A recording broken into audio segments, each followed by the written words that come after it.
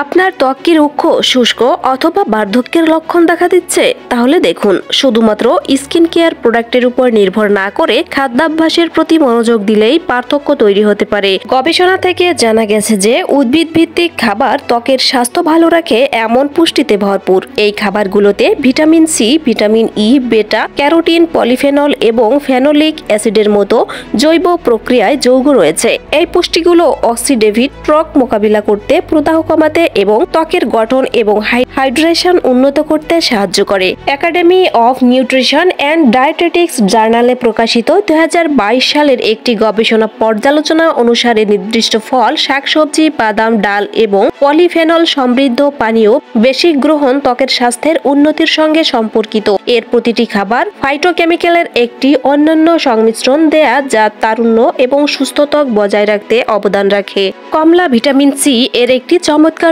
উৎস যা কোলাজেন সংশ্লেষণ এবং ত্বক মেরামতে গুরুত্বপূর্ণ ভূমিকা পালন করে। গাঢ় রঙের কমলা বিশেষভাবে উপকারী। একটি গবেষণায় দেখা গেছে যে 20 থেকে 27 বছর বয়সী প্রাপ্তবয়স্ক যারা 21 দিন ধরে প্রতিদিন 600 মিলি কমলার রস পান করেন তাদের ডিএনএ ক্ষতি হ্রাস পায় এবং ভিটামিন সি এবং ক্যারোটিন এর মাত্রা বৃদ্ধি পায়।